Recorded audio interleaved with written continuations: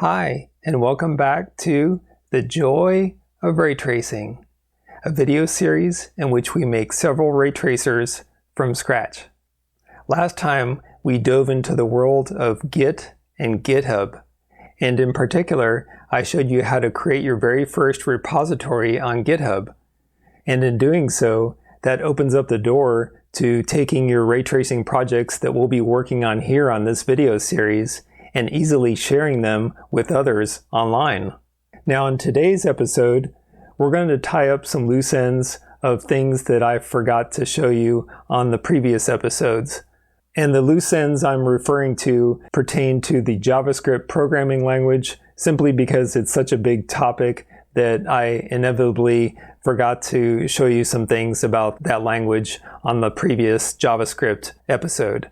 And with VS Code, there's just a couple more formatting settings that I wanted to show you, but those will be the final ones, I promise. And also related to VS Code, with its LiveServer plugin that we've been using, I wanted to show you how you can connect any devices that are on your Wi-Fi network up to your main machine running the LiveServer plugin. So if you make a change to your code inside of VS Code, it will immediately refresh the browser on all of the connected devices on your Wi-Fi network. And as you may have noticed, I have a couple of extra devices on the table here. So I'm super excited to show you that LiveServer feature. So here's what we're going to do today. Today's to-dos. First, we'll tie up the loose ends of the JavaScript programming language that I failed to mention on the previous Intro to JavaScript episode. Then we'll go over some final VS Code formatting settings that have to do with curly braces and their placement inside the code files. Then I'm really excited to show you how to connect all your Wi-Fi devices up to your machine that's running LiveServer. And as you know by now, I really like to do just a little graphics programming on each episode just to keep our skills sharp. So we'll practice a little JavaScript today by making a function that will randomize the colors of all the rectangles that are displayed in the web page. And when we have all of our Wi-Fi devices connected to our LiveServer, then when we make this new demo, we'll be able to see it run on all those devices as well. And finally, because we now have our own GitHub repos set up, we can easily push these changes in this new demo up to the cloud using VS Code's awesome new feature that lets you push and pull changes up to your GitHub repo. And as we saw in the last episode, this literally only takes a couple of clicks of a button. So let's get started.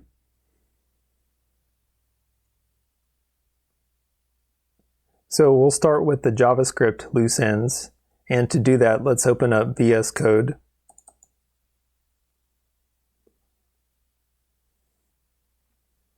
And I made a little slide for myself of the JavaScript topics that I forgot to mention.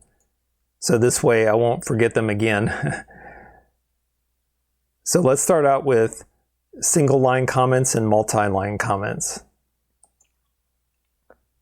So comments in your code are helpful for two reasons. First, it can help clarify what's going on in the code at that moment. And second, if you have a more complex algorithm that may not be apparent by just looking at the code, you can clarify that as well. And that way people looking at your source code can better understand what's going on. And if you yourself come back to a project after not working on it for a while, it'll remind you of what's going on as well. So that's really helpful. So for instance, in this handle window resize function, let's say that I wanted to make a comment about what this code is doing. So how you do that in JavaScript is you type 2 forward slashes, and that will gray out the text that appears on this line. And anything you put on this line will be ignored by the JavaScript interpreter. So I can make a comment like, get the new window dimensions and update the half canvas width and height variables. So this comment line is just intended to clarify what's going on in this block of code. And for people who are looking at your code for the first time, it can help them understand better what's going on at this moment. And like I said, if you come back to this code after a long while and you don't remember what your intentions were with this block of code, this will be a helpful reminder about what's going on here. Also, you can comment out code that you don't want to run in the program. So you can temporarily disable parts of the code by just commenting it out. So let's say I didn't want to draw the green rectangle for some reason. So you can just click here and then add 2 forward slashes, and that'll comment that out. And you can do it on the next line as well. 2 forward slashes, and you can see how it's grayed out now. And that'll get skipped over when the interpreter is going through this code. Now this style of comments is fine for single lines or a couple lines, but what if you wanted to do a whole section of the code? Well, that's where multi-line comments come in. So let's say I wanted to temporarily disable this whole draw function for some reason. And so instead of manually going in there and doing 2 forward slashes for every single line, you can do a multi-line comment like this. So you click above where you want it to start, and then do a forward slash, and then an asterisk or a star. And as you can see, that grayed out everything below it. Now to end that multi-line comment, you just go down here below the draw function and type these characters backwards. So you put the star first, or the asterisk, and then the forward slash. And now everything is commented out all the way from here to here. So this function is temporarily disabled now. And that's helpful if you want to isolate certain parts of your code, like if you have a bug or something and you want to turn on and off certain parts of the code just to see if that exposes the bug, then you can easily do that with a multi-line comment like this. So let's take those out. And in VS Code, you can actually do both the single line comments and the multi-line comments through the menu system, and also a keyboard shortcut. So let's pick this line, for instance, this line where we call the draw function. And let's say I didn't want to call that for some reason. So I can select it and then go under Edit. And you can see here it says toggle line comment. So you click that and it puts the 2 forward slashes in there for you, and it comments out this line. And if you click on it again, it'll toggle it off. So it puts it back to what it was. So that's pretty helpful. And likewise, if you had a whole section of code that you wanted to temporarily disable, like this, you can go up to the Edit menu and select Toggle Block Comment. And as you can see, that put in the forward slash and the star, and then the star and the forward slash around the section that you wanted to disable. Likewise, if you click on this again, Toggle Block Comment, it'll remove the multi-line comment from this section, and then you have what you had before. And one more thing before we move on. Let's say if you wanted to comment out this line, there's a keyboard shortcut in VS Code, and that's Control /. So it automatically puts in a single line comment. So I use that frequently when I don't feel like going into the Edit menu and selecting the toggle option. And likewise, to enable it again and remove the comment, you just type Control / again, and it removes it. So that's pretty much it for comments in the code. When we get to coding today's new demo, I'll throw in a couple of comments in the JS file here so you can see those in action. Next on the loose ends list is addition, subtraction, and multiplication assignment operators. And so for that, I'm going to go into the browser and go into the console. So do you remember how to do that, right? So right-click, inspect, and then click on console. And I'm going to undock this.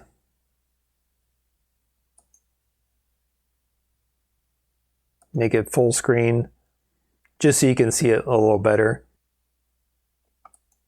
So let's say we have a variable, let a equals 0. And let's say we wanted to add 1 to a.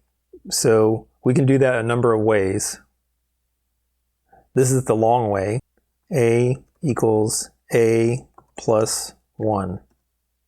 So now it takes whatever the value of a is and adds 1 to it. So in this case, a is 0, plus 1 is 1, and then it sticks the result back into a itself. So now a should be 1, and we get back 1.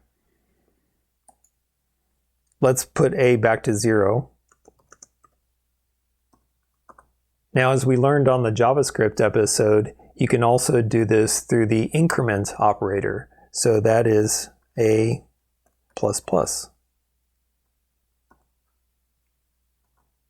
And again, it's a little confusing in the JavaScript console here when you do this increment operator, because the interpreter can only give you one result back. And so it gets to the a and it evaluates a, which is 0 at this point. And so it just spits that out to the console. But a is indeed 1 now. It did really do the increment operation. So if we type a, we get back 1. So now let's put a back to 0 one more time. And the final way we can do this is by the addition assignment operator. And so that looks like this. A plus equals 1. So you can read from left to right, addition, assignment. So addition is represented by the plus symbol, and in most programming languages, JavaScript included, the equals sign means assignment. So addition, assignment. It takes a, whatever it is, so in this case a is 0. It adds 1 to it, so it does the adding first. Then the equals means assign, so it assigns the result back into a itself. So now a should be 1. Let's hit enter. And indeed we get back the number 1. Let's clear the console. You can right click, clear console. Now if you just wanted to add 1 to your variables, then you can just simply use the increment operator. So like a plus plus. And that's a quick way to do it. But where the arithmetic assignment operators come into play is when you want to do something that's not involving the number 1. So for instance, let's say you wanted to add 5 to a. So let's quickly set a back to 0. And now we can add an arbitrary number to a. So a plus equals 5. Now it takes a, whatever that is, so it's 0 in this case. Then it does the addition first, so it adds 5 to 0, so that equals 5. And then it places the result with this equal sign. This is the assignment operator. It places the result back into a. So now a should be 5. And indeed we get back the number 5. Just as we can use the addition assignment operator, there's also other arithmetic assignment operators that we can use. So a is currently 5. Let's subtract 3 from it. So a minus equals 3. So now it takes whatever A is, and that's 5. It does the subtraction first. 5 minus 3 is 2. Then it places the result back into A with this assignment operator, the equal sign. So you can read this as A minus equals 3. And if we hit enter, we indeed get back the correct result, which is 2. So now A is 2. And as you would expect, we can use all the other arithmetic operators in conjunction with the assignment operators as well. So let's try the multiplication assignment operator. So now A is 2. Let's multiply it by 10. So A times equals 10. So it takes whatever A is, and that in this case it's 2, and then multiplies it by 10. It does this operation first. So 2 times 10 is 20. Then it places the result with the equal sign back into A. That's the assignment operator. So it assigns the resulting value back into the variable. So now A should be 20. Let's hit enter, and that is the case. And just to be complete, I'll show you the division assignment operator. I don't use this one as much, but it is available. So let's divide A by 4. So A divided equals 4. Now it takes A, which is 20, and then it does the division first. So 20 divided by 4 is 5. Then it places the result back into A with the assignment operator. So we should get back the number 5. Enter, and indeed we get back the number 5. So all of these arithmetic assignment operators are just a shorthand way of combining a mathematical operation with an assignment operation. And they make the code a little less verbose. You can always do it the long way. So A equals A divided by 4 is the same as typing that. So it's just a quick and convenient way of combining an arithmetic operation with an assignment. Let's clear the console.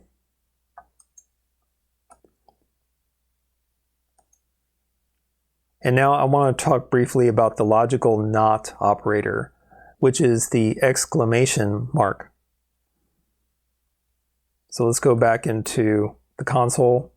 And the not operator takes a Boolean value, which as you recall is either true or false, and flips that value to the opposite. So it will turn a true value to false, and it will turn a false value to true. So let's just see that in action in the console here. So if I type true and hit enter, that's a Boolean value of true.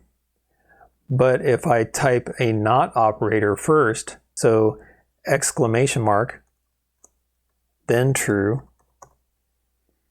and hit enter, now look what we get back, false. So it flipped the true to false.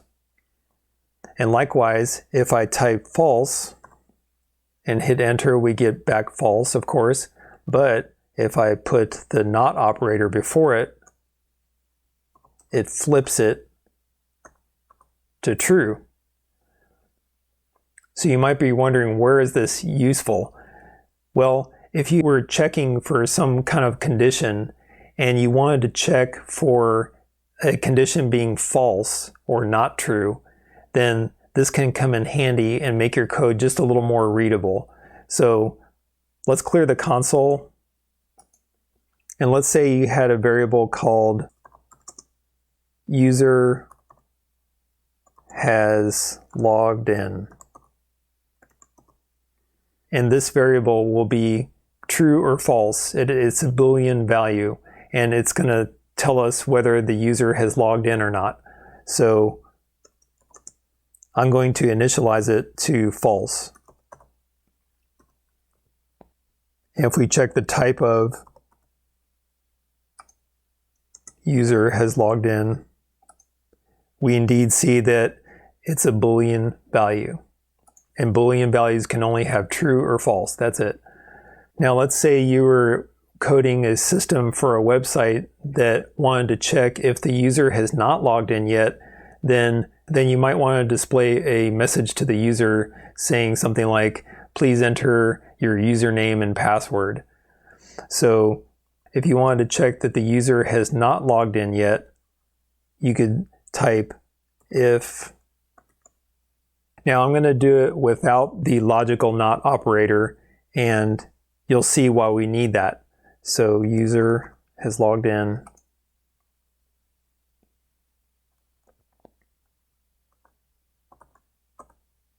And I'll do a console log. Please enter your login info to continue.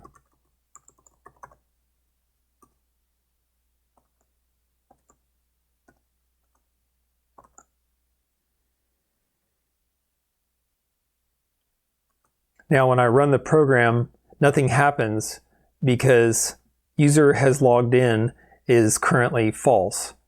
And remember on the JavaScript episode, the if condition must come back true in order for it to execute whatever is in the body of the if statement. So if whatever is inside the parentheses is false for any reason, it'll just skip over this code and then continue execution below the block of code for the if statement. So what we want is to make this a true statement, so that way it'll pass the check and we'll go ahead and execute this line here. So currently user has logged in is false, so how do we make that true? Well, we have to add a logical not operator. So I'll type up arrow on the keyboard to get back to the code. And now I just type exclamation mark before that variable. Now, if this is false, which it is, it'll flip it to true. And then this condition will be true and pass the test. Therefore, it'll console log, please enter your login info to continue. So now let's hit enter and see if that's the case. Okay, so that worked. So now the interpreter got to here, it says if, now I have to check a condition. So it sees user has logged in and it goes and looks that up. User has logged in is false. So if it was left like that, it would skip all this because it would be false. But now we put the little not logical operator before this value, and that flips it to true. And so you can kind of read this as if user has not logged in or if not user has logged in. So I prefer to read it in English as much as I can. So if not user has logged in, then do this. But under the hood, that's what it's doing. It's taking a false value and flipping it to true. Okay, let's clear the console.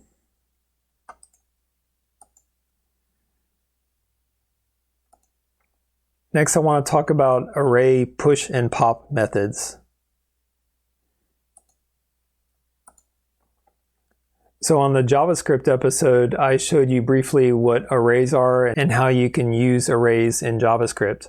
But what I neglected to mention on that episode is that all arrays in JavaScript have a useful method or function called push and pop. And so let's take a look at those now. First, let's create an empty array. So and how about we make a color array again? Color array equals, and then remember in JavaScript when we declare an array, we use these square brackets. So left square bracket, and now we're not going to actually list anything yet. We're just going to type the right square bracket as well. And now you have a pair of empty square brackets. And then type semicolon, enter. And so Now we have created an empty array. So if I type color array and hit enter, it gives you back an empty pair of square brackets, just like you had defined up here. And if I expand this, we can see that the length is 0. So there's no elements in this array. So let's say I wanted to add the colors of the rainbow to this list of colors, or this array. So now we can use the built-in push method or function that every array in JavaScript has. So type color array dot push, and you can see by this little F symbol here that it's a function, so it needs parentheses. So opening parentheses, and now it reminds you that you put the items in there that you want to add to the list. So let's add one color to the list. So I'll just start off with red, since we're doing the colors of the rainbow.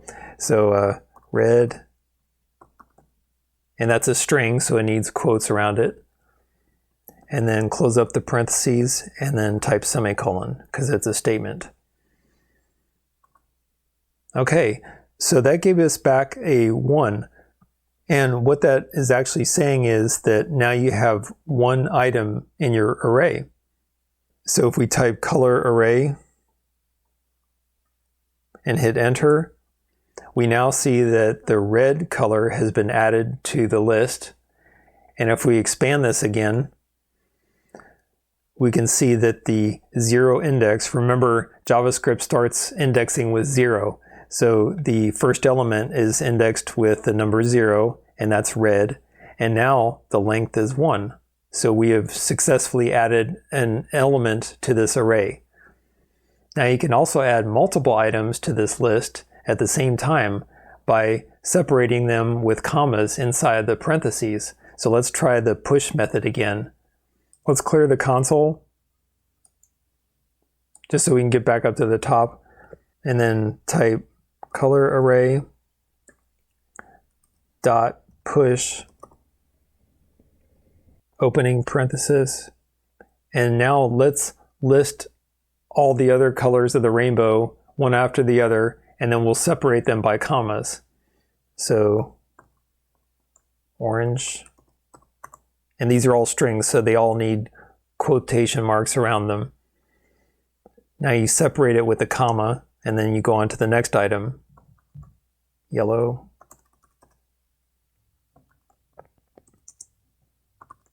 green, blue,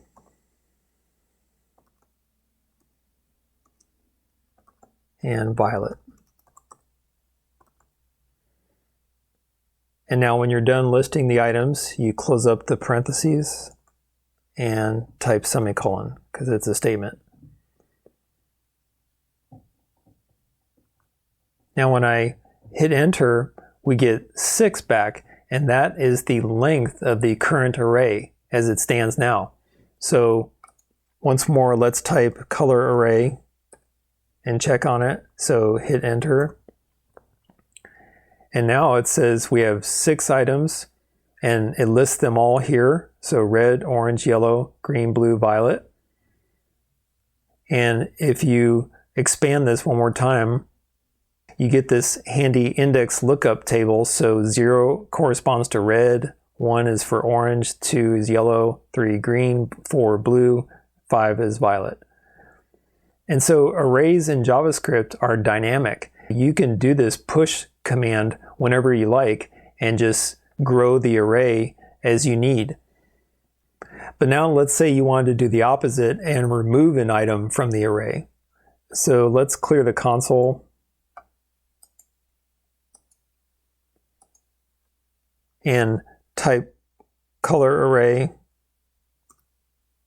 And just so we can see it, hit enter. And now we have the colors listed here.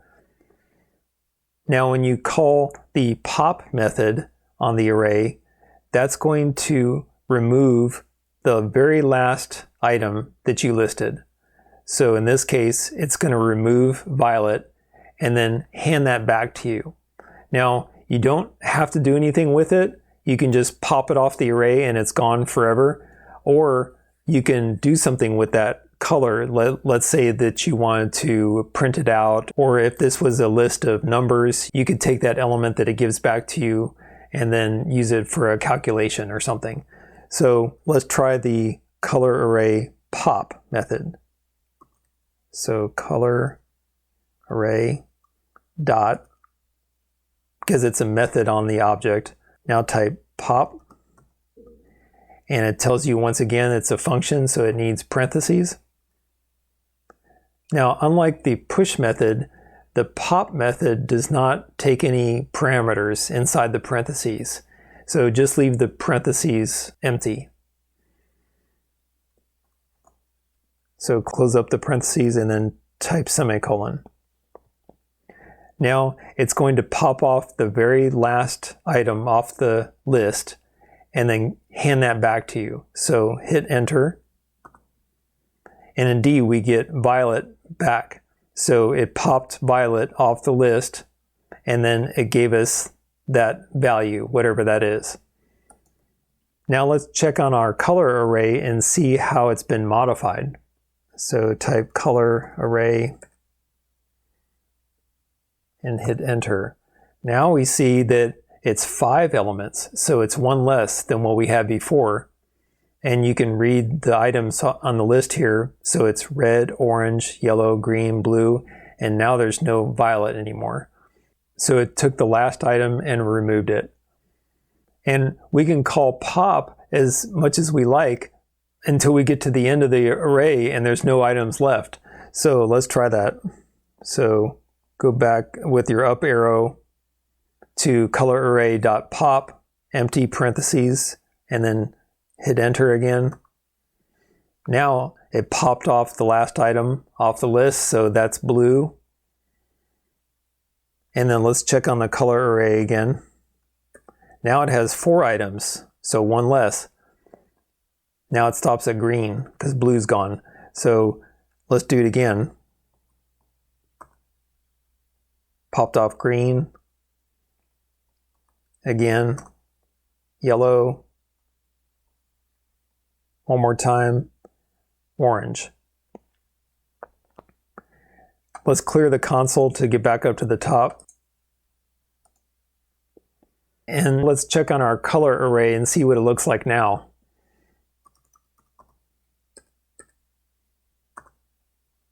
So we only have 1 item left in this list, and it corresponds to index 0. Length is 1. Now if you call the pop method one more time, it's going to take this very last element and pop it off the list. So then you'll end up with an empty array again. So let's see that in action. Color array.pop, enter, and now it gave us back red. But now if we check on our color array,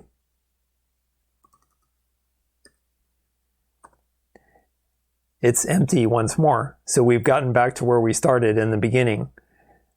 So when you push an item or items onto the list, it grows the array this way. And then when you pop the items off the list, they shrink this way back to where it started. And the reason why it pops off the end of the list and not the beginning is that it follows the stack data model. And that's usually better thought of as a vertical stack. So you stack the first element on the bottom, and then you push items onto that stack. And so it grows this way.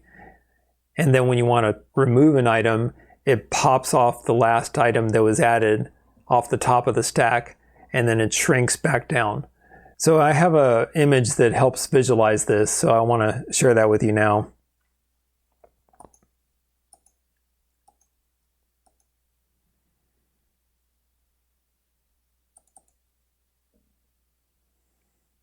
So this is obviously a stack of pancakes, but you can visualize an array much in the same way as this stack. So when you start out with an empty array, imagine that none of these pancakes are here and then you just have an empty plate sitting on the table. And now when I say push red, or push the first item onto the list, that places 1 item on the plate here. And this would be like adding the first pancake to this stack. And then when I said push orange, it places the next one on top of that. And then when I push more and more colors onto the list, it grows up or vertically. So red, orange, push yellow, push green, push blue, push violet. So I chose this image because there's actually 6 pancakes on this stack. So each one you can look at as one of our colors that we listed. So it's red, orange, yellow, green, blue, violet. Now when you call the pop method on this array, it takes the last element that you added and pops that off the stack. So let's say one morning that I cooked these delicious pancakes and I stacked them all up, and then I get an unexpected visit by a friend, and they walk in the door and they go, "I thought I smelled pancakes cooking. Do you mind if I have a pancake?"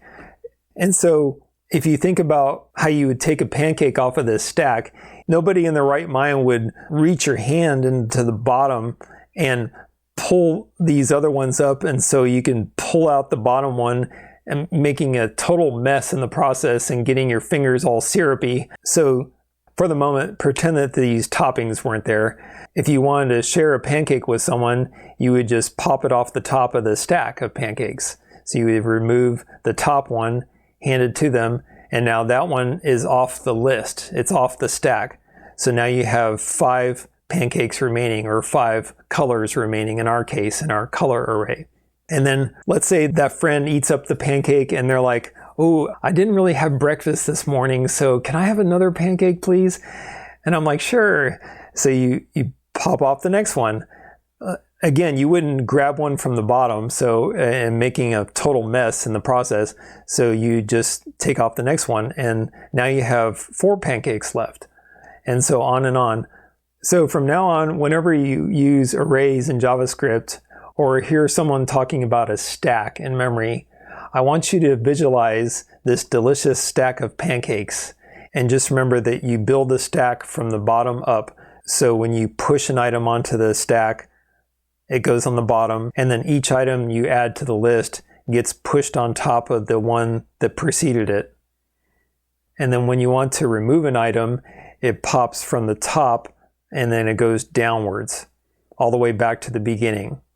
So hopefully this image will stick with you and will help you think about how a stack works in computers and how arrays work in JavaScript that are based upon these data stack concepts. Okay, I have to leave this image now. I'm getting really hungry. I skipped breakfast this morning.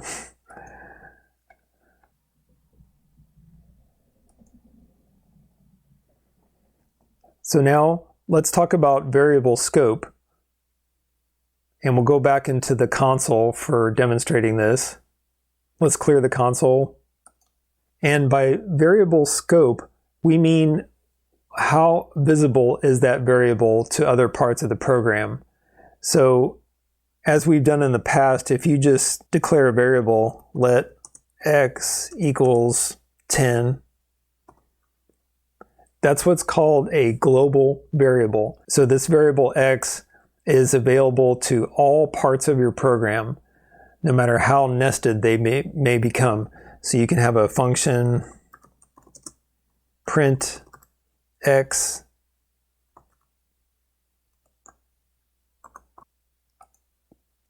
I'm just going to drag these curly braces back. Console log x is, and then we'll use our string concatenation method. So x, print out x, close up the parentheses.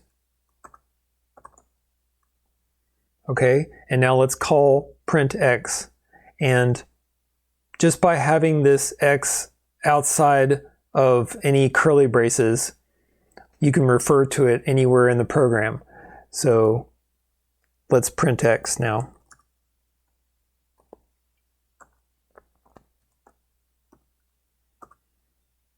Okay, so it says x is equal to 10. And so it could see that variable because it's outside of any curly braces and it's a global variable. Let's clear the console. And now I'll demonstrate a local variable that is not visible to other parts of the program. So let's create a function init c.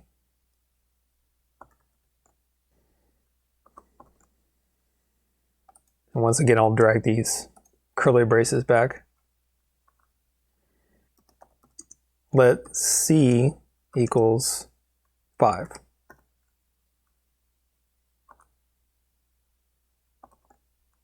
And then I'm going to do Shift Enter so I can enter some more code. Function print c.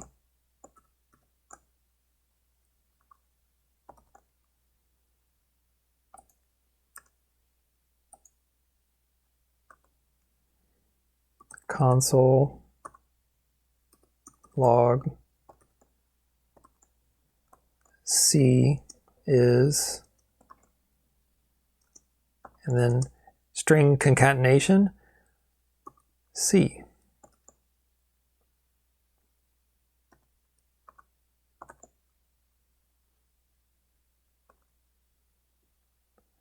Okay, so now we have a function where we declare a variable and assign 5 to it. And then we have another function called print c, and that is supposed to print out whatever that variable holds at that moment. So let's call init c.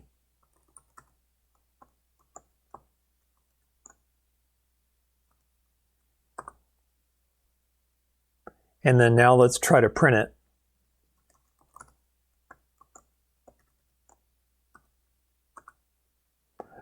Uh-oh, we get an error. It says c is not defined. So this demonstrates that if you declare a variable inside of any curly braces, it is only visible inside those curly braces. If you have parts of your program elsewhere that need that variable, it won't be able to see it because that variable is called a local variable to this function. So only the code that's within these curly braces can use this variable. So let's clear the console. Okay, so now let's see if we can make that program work again. Just so I can start fresh, I'll declare another variable called b. So let b, and we're not going to assign anything to it yet. We're going to leave it undefined. So semicolon, and now let's create some functions similar to the program that we just did. So function init b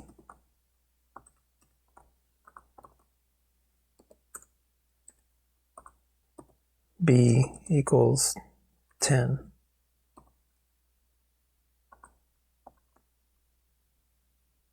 And now I want to add a function that is responsible for updating b. Update b.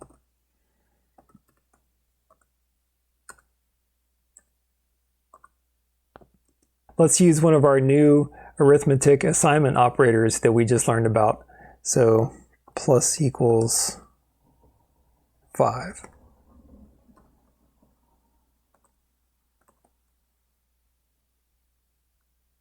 I'm going to hit Shift Enter so I can go on to the next line without executing the program yet. And let's make a function for printing b.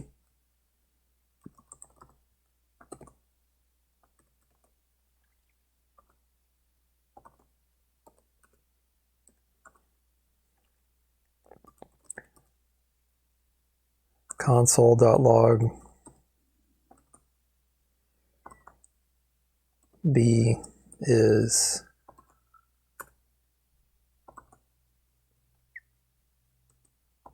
string concatenation and then add b. That'll print out the value of b at that moment. Okay, so this is the complete little program here. So we declare a variable at the top, so that's a global variable now, let b, but we haven't said what b is yet. And now I'm going to try to call print b at this moment, and so at least it won't give us an error, but it will say that b is undefined as of yet. So let's try to print b.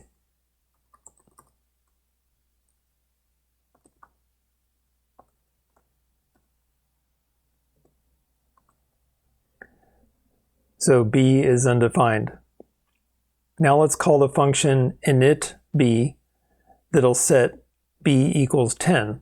So init b,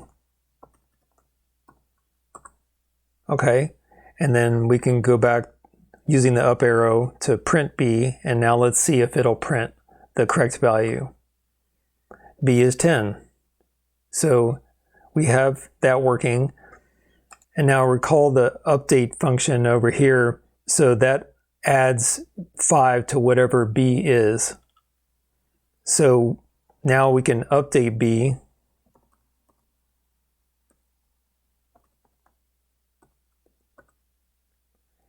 And then print b one more time.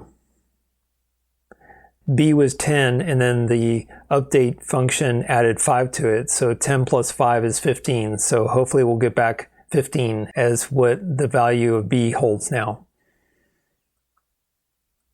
And there it is, b is 15. So going back to our program, since I declared b outside of any curly brace pair, it is visible to the whole program. And no matter how deep these functions go and no matter how nested they are, they'll always be able to see and use the variable b. Now, typically in programming, you'll hear that you should avoid global variables like this b here, because any function could update it like this. But actually for graphics and games programming that I do on a daily basis, global variables are actually very useful for our purposes, as long as you treat them with respect and watch out for pitfalls that you can have from global variables. And that's why I like to name functions exactly what they do. So this one initializes b to a starting value, and this one is responsible for updating b. So nowhere else in the code should I do anything with b or update it unless it's inside this function, update b. And so I try to structure my code like that, where I can avoid the pitfalls of having global variables. But global variables in games and graphics programming are actually very useful. And as we get more down the line with this series, you'll see most of my variables are actually declared outside of any curly braces, so they're global. But we'll design the code in a way where we won't accidentally change those values unless we really want to. And they'll be updated in designated functions that are meant to update variables and not just randomly throughout the program. Now the last item on this list is that you can use a console log command inside your JavaScript file back in VS Code, and it'll appear in the browser console that's running on your LiveServer.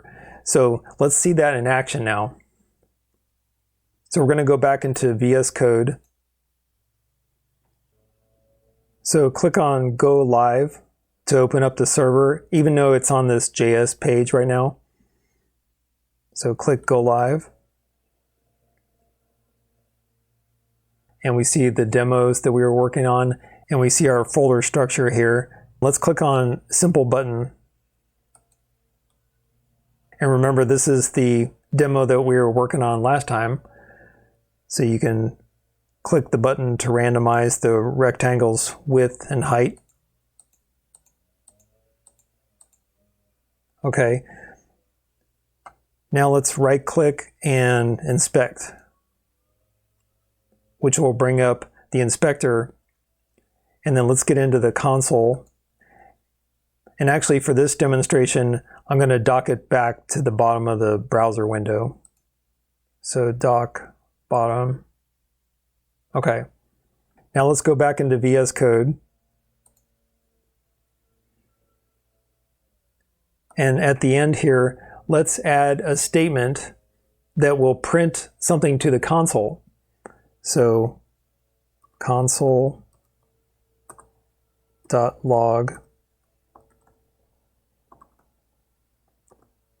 hello from the JavaScript file.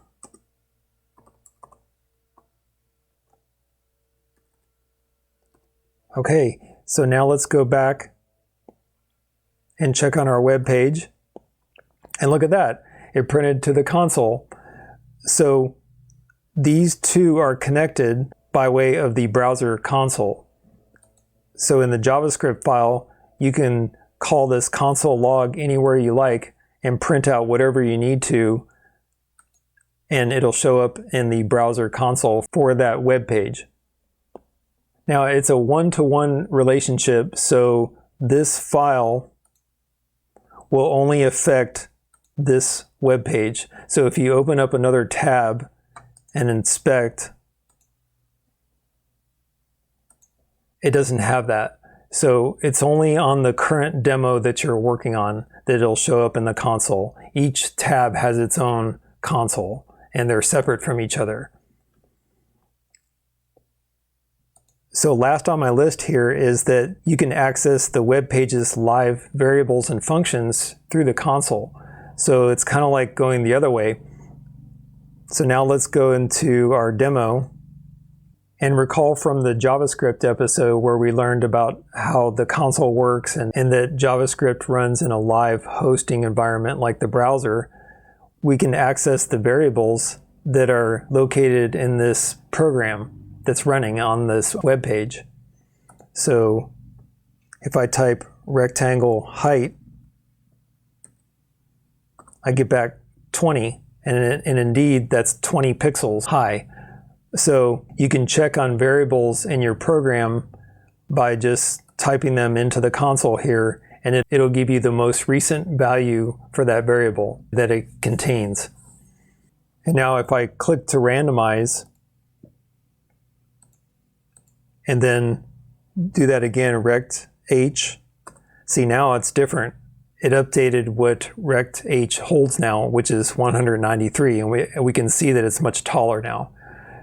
So I use this feature quite a bit because sometimes certain things come up in your code where you don't know what's going on and there may be a bug or something that's not working correctly.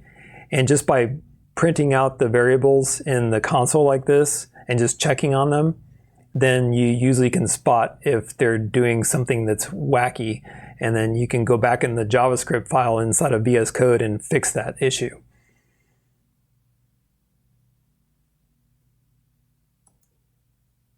And you also can do something similar from the JS file itself. So here's an example. Let's print out rectangle width,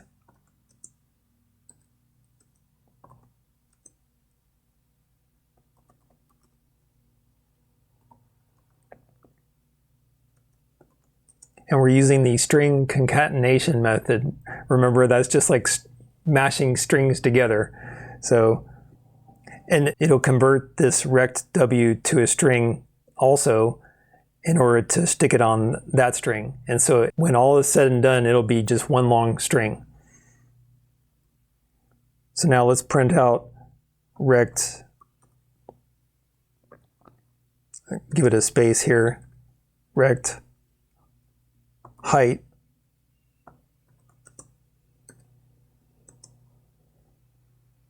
plus rect height. Now let's go back and check our program. And there we have it. So rect width is currently 40 and rect height is currently 20. So you can log out messages to yourself or to the user or do debug logs like this, and it's really helpful. And also we can use this text element here to print out debug information as well. So We'll actually use both methods in the future. We'll print out some things in the console, and then we'll also print out some messages to the user through the text element. And one last thing before we move on to VS Code Settings is that you can call functions inside the browser console. And so if this program has any functions inside the JS file, you can call them down here. So let's see what we had as functions.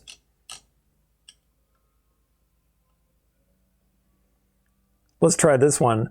We're going to call handle button click from the browser console. Let's see if that works. So handle, and see it comes right up because it knows that inside this program is a function with that name. And it tells you it's a function, so it needs parentheses. And it doesn't have any parameters, so empty parentheses. It's a statement, so semicolon. And let's see if that does anything. Oh, cool. So we called from within the console itself, we accessed the program behind this web page and called one of its functions called handle button click. And that would be like if the user clicked on the click to randomize button. So it randomizes the rectangle's width and height. And so we can do that over and over again from the console here. So that's pretty handy also, and I use that sometimes when I want to see what one function does by itself. So I'll just call that from the console and then watch the web page and how it changes and just see the effect of that one function by itself. And usually I can isolate, if there's a problem, I can isolate the issue and then go back and fix it in the JavaScript code.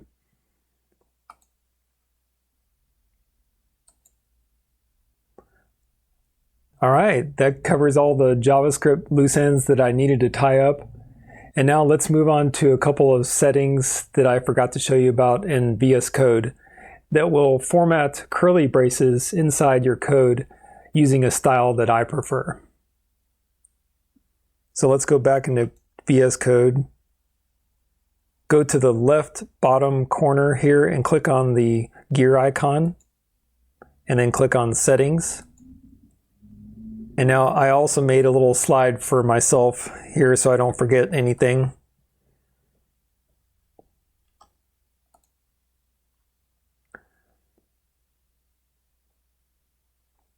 Okay, so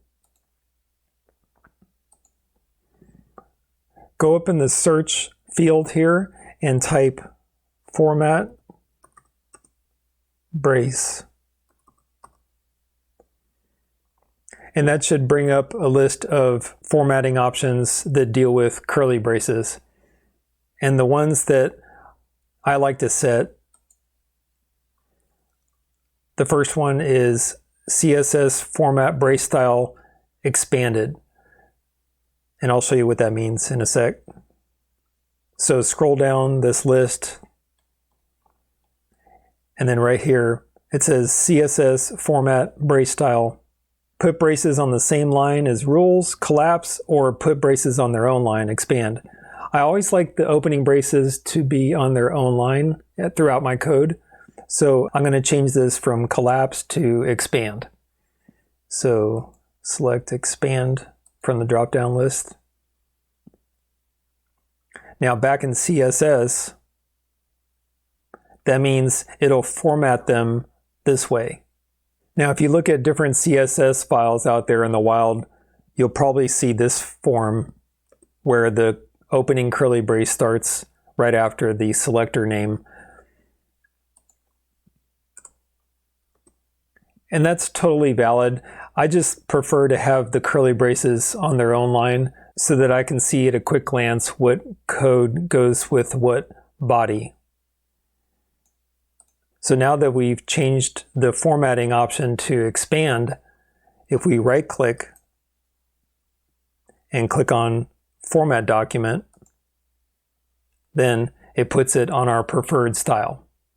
And I just like looking at this a little better. I like having the opening curly brace on its own line, and then you can see by the indentation and this form that you can see really quickly what code goes with what element. So now back in settings, let me refer to my slide again. The other two that we can get to on this page are placing open brace on new line for functions and control blocks. So let's go and check those boxes. So if you scroll up to the top and look for JavaScript format, place open brace on new line for control blocks, and JavaScript format, place open brace on new line for functions, those are currently unchecked. And so I like to check both of those. So I want the opening brace put on its own line for both control blocks, and that means like if statements and for loops and things like that. And then I also want it, when I define a function, I want the opening curly brace to be on its own line as well. So now let's go back into our JS file, now that we've checked those boxes. And so like in this function here, if I downloaded some code and it was like this, which you might see out in the wild, again, it's a personal preference. I don't really like looking at it this way, so I prefer this to be on the next line. And now all I have to do is right click, format document, and it does it automatically. Now you'll notice that it put a little space between the function name and the opening parenthesis, and we're about to fix that because I don't like that space there. So let's go take care of that now.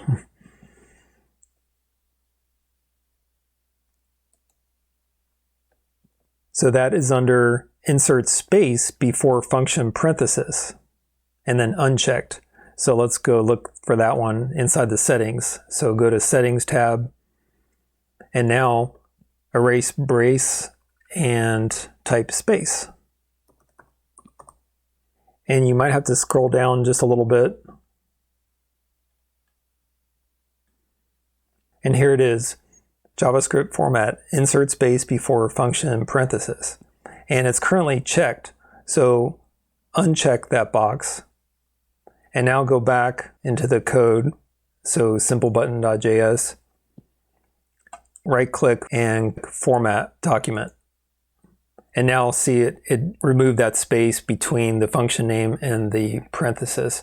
So I prefer to have the function like this where it's the name and then immediately come the parentheses right after it, because that way, right away, without even seeing the function keyword, you know that it's a function because it has parentheses attached to it.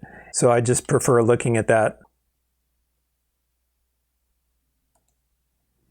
All right, and that pretty much wraps up the loose ends for VSCode Settings. So that was short.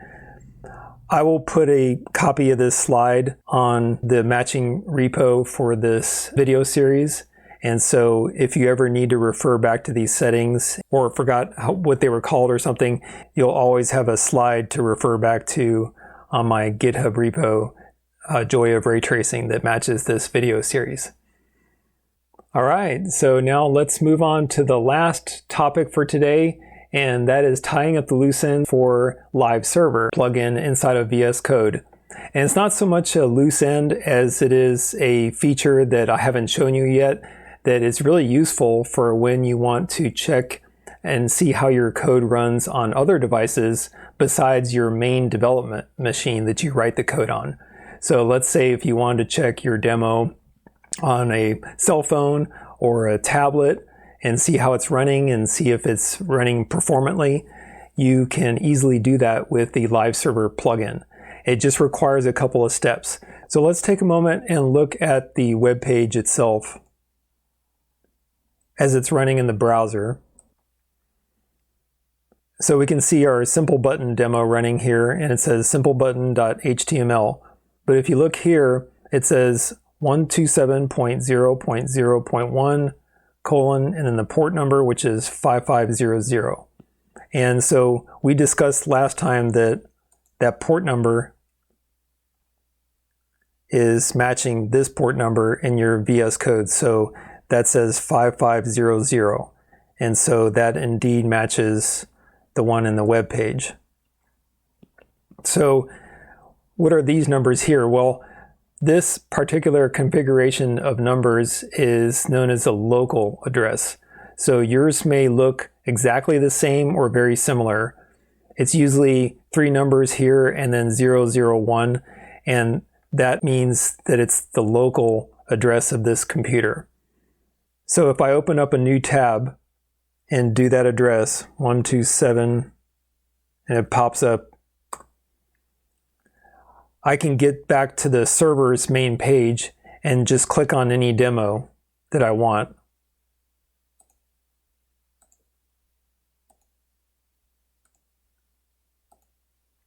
So we can do all the demos.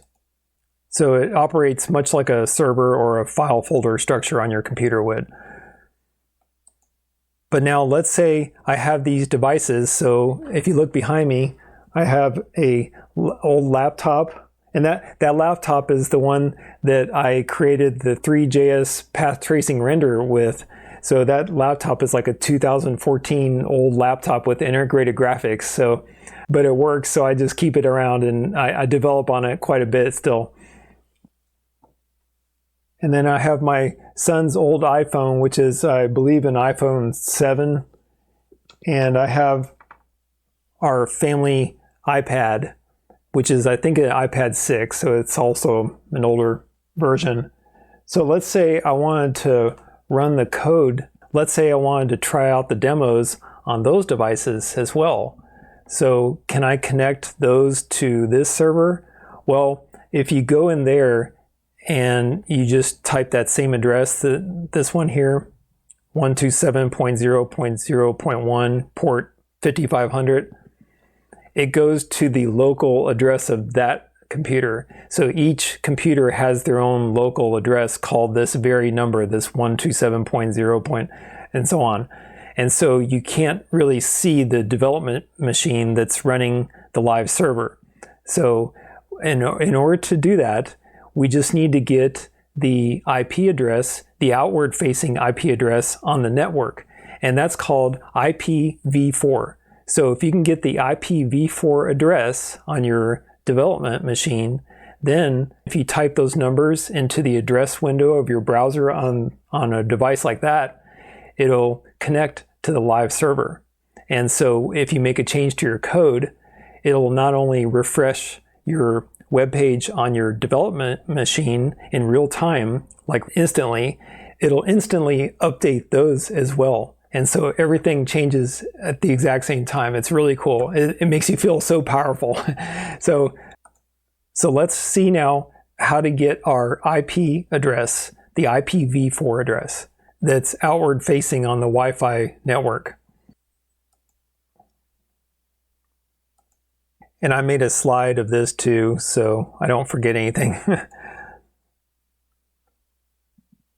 So the first step is we have to open up the command prompt on Windows. Now this is for Windows. So open up the command prompt and then type this command, ipconfig. And I'm going to demonstrate this on Windows because I'm on a Windows machine right now. But in a moment, I'll show you a link that tells you how to do this on Mac and Linux if you're on those systems. So go under the Start menu and type cmd, and then command prompt should come up. So click on that. And now I'm inside the command prompt on Windows, and I type this command, ipconfig, ipconfig, one word, ipconfig, ipconfig, and hit enter. And if you look down here, there's the IPv4 address that we were needing. So it's this one right here.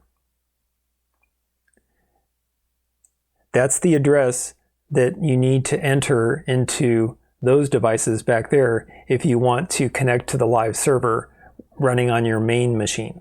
So let's copy this address. Let's do an experiment. I'm going to copy this address and then I'm going to open up a new browser and then point it to that address and see if it works. So copy this. And then let's open up a random browser here. I have Google Chrome, Firefox. Let's try Firefox.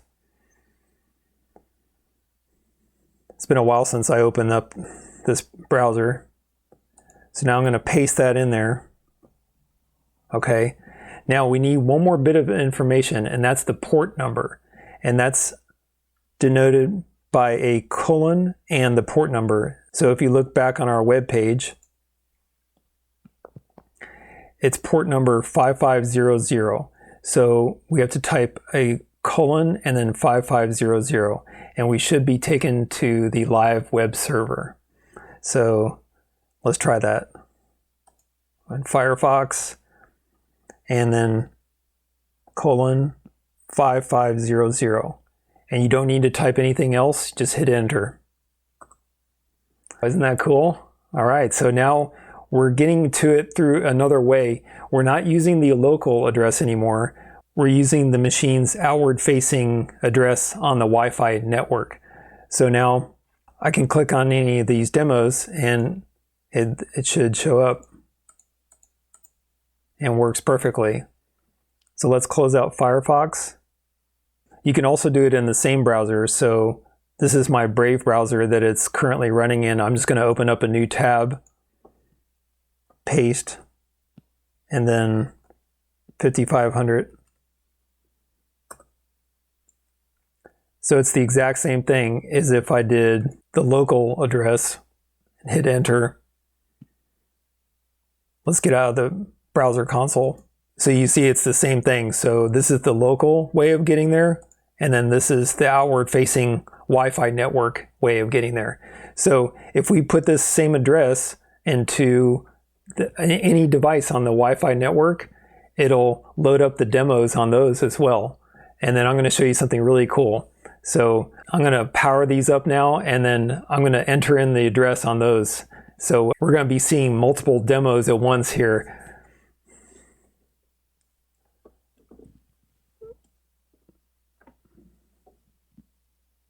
Okay, I've powered up my old laptop, and now I'm going to enter this address here. So 192.168.1.81, and then colon 5500, enter. And look at that, you can see behind me, I'll hold it up to the camera. It's showing the web server, and all the demos are there, and you can click on them. So I'm going to go to my web page, .html, and there it is.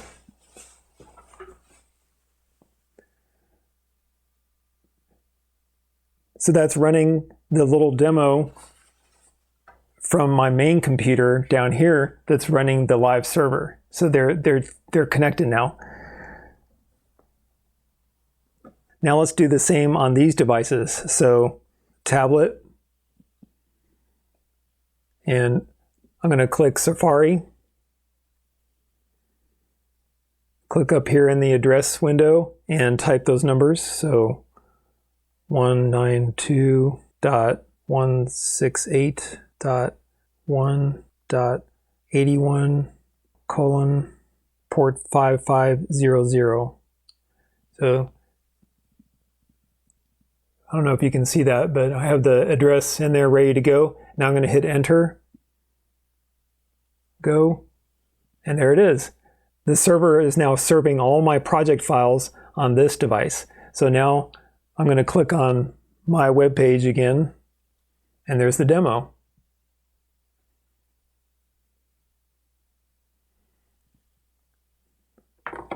Now as a final demonstration, let's do the iPhone. So my son likes cats, so so Safari, and then type that address. And by the way, if you look up the address for your different devices, their outward-facing Wi-Fi address like this, they might be very similar to each other and only like one number difference. So for instance, this one is 192.168.1.81. That laptop there, I've looked it up before, and everything is the same except this 8 is a 7, so it's .71, port 5500. So everything's the same. It's just like one number difference. So that's probably because they're on the same Wi-Fi network. I'm not a network guy, so I just enter the stuff that I need to get it working. And so I hit enter on the address window after typing the address, and there it is. Now it looks a little different on this small screen, and in fact, if you shrink this down, it'll look that way too. So if you shrink down this window, it's going to be in a list form like this, and that's what the iPhone shows as well because it has a smaller screen. But if you have a bigger screen, it's going to show up as more of an icon style. And then here's the list of demos. So let's go look at my web page.html and click on that. And there it is. It's running in the iPhone. Isn't that cool? And now for the cherry on top. So we're going to make a small change to our code inside VS Code and then watch all these devices update immediately. It makes you feel so powerful. So let's go into VS Code and click on my web page. Since all the devices right now are pointing to this demo called mywebpage.html, let's change something about that. How about let's set the background color to a different color than gray and see them update. So I'm going to make sure everything is live. So refresh all these. Okay, so you can see I got the one in the back there showing the little canvas with the magenta rectangle on it. And then I have the iPad running it, and I have the iPhone running it as well. So all three are running. And my computer here, so let's point that to the demo that's running the LiveServer. So my web page. Okay. Now let's make a change to the code. Before I do that, let me shrink these windows down so we can see it update live.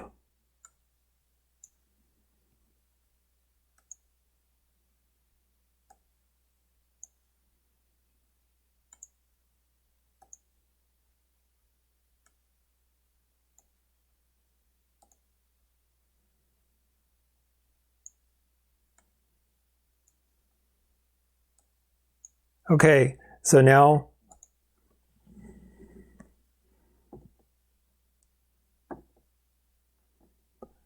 we're going to change the background color of this web page, and you're going to see that all these will change at the same time.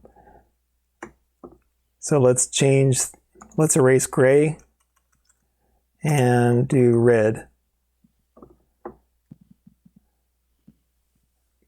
So they all changed at the exact same time. Let's try it again. Blue. And they're all blue. Isn't that cool? That's one of my favorite things about LiveServer and the LiveServer plugin for VS Code. This makes developing applications for the web, such as our ray tracers that we're going to be writing in the future, it makes it much easier because you can quickly and easily try out your demos on any device that's connected to your Wi-Fi network. So I just love this feature. So now let's change it back to gray that it was before.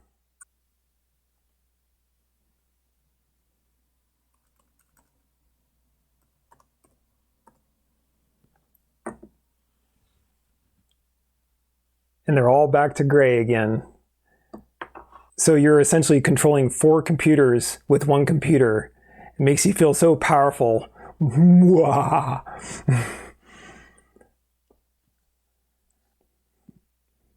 So this is one more reason to love VS Code, and that its LiveServer plugin allows you to quickly test out your code on different devices connected to your network and see if everything is running across all devices equally. That's so much fun. So now let's go back to my slide and make sure I didn't forget anything.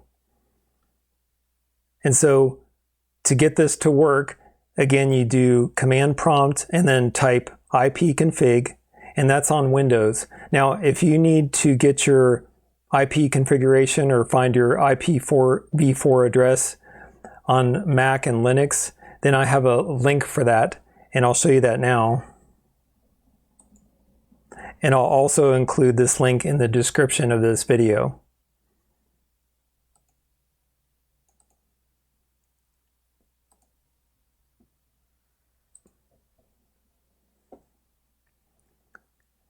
And so here's the web page that shows you how to find your IP address on any device or computer. So on Windows, we just did this a moment ago, so we've already seen that. And then, but if you're on Mac,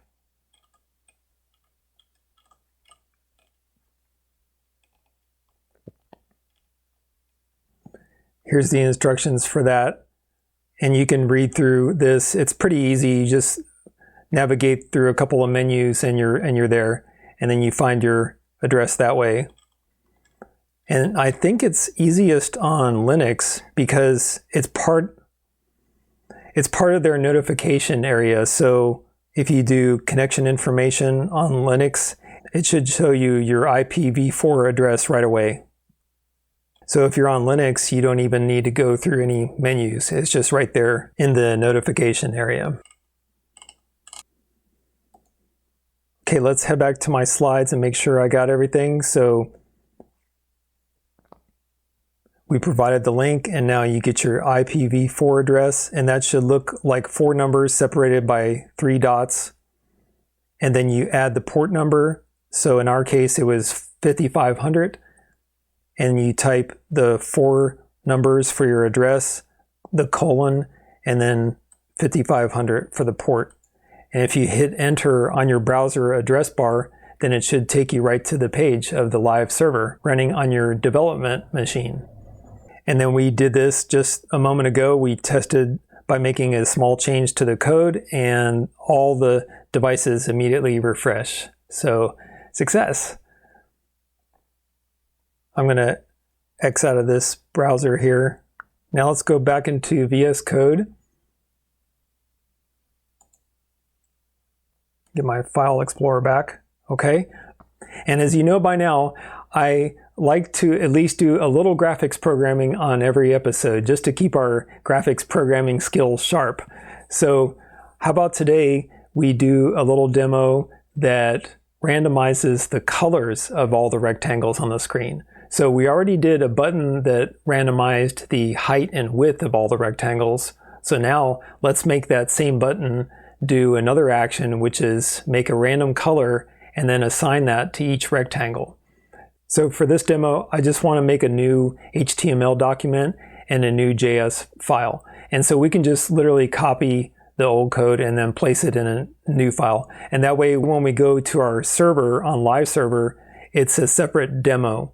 And so we can click on that individual demo, and then it'll be a dedicated demo for just that feature, which is randomizing the colors of the rectangles.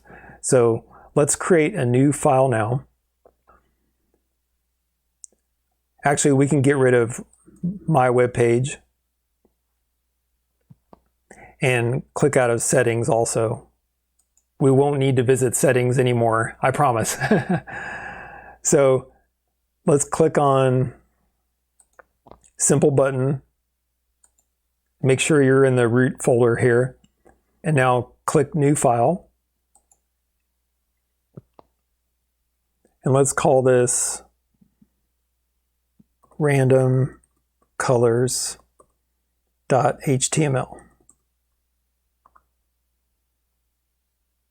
Okay, and that opens up a new file. And you'll notice that it has this U beside it. And if you hover your mouse over there, it says untracked at the end. And that means the Git system under the hood that we have installed on our machines now is tracking all of your files, but it says, oh, hey, there's a new file that I don't know about yet. This is untracked. Do you want to track it? So we have it set up where as soon as we push these changes to our cloud, which we'll do at the end of today's episode, it'll add this file to the whole project, and then Git will watch for changes in the future for that file. So it'll be included as just another tracked file in the project. Likewise, let's go in the JS folder and click on Simple Button JS, just to make sure you're in the JS folder, and now click on New File. And let's call it something similar, so random colors.js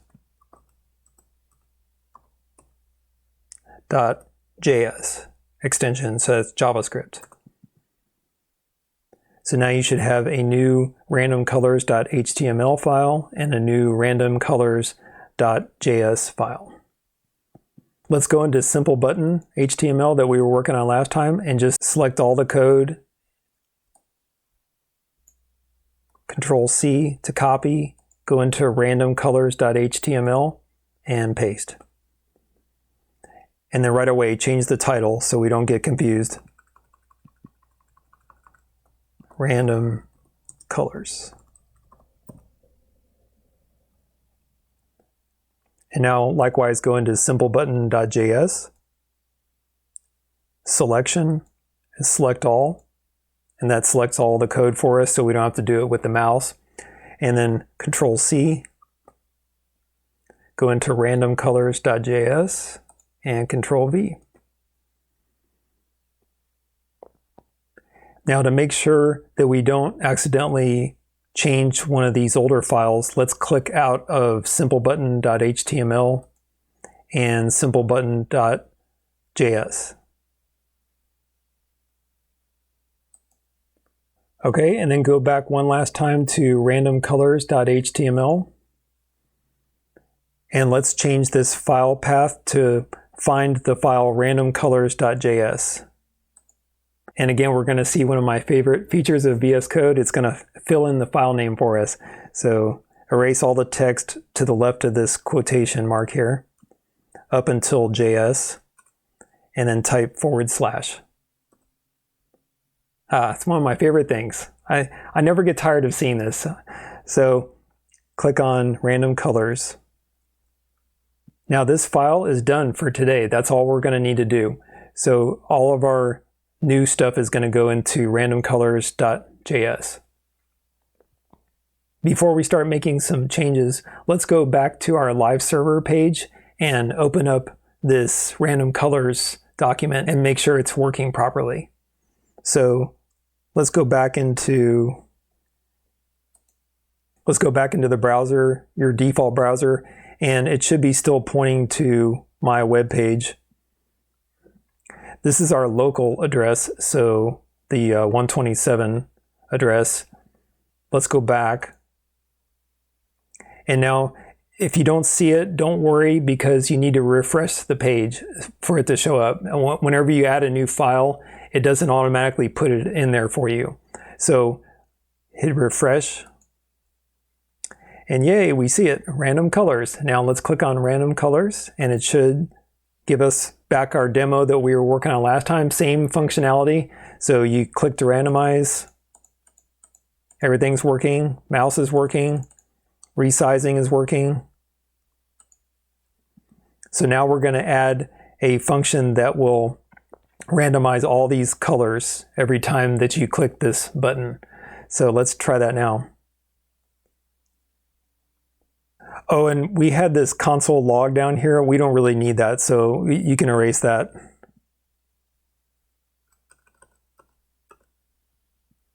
Up until draw. Just leave it at draw as the last line.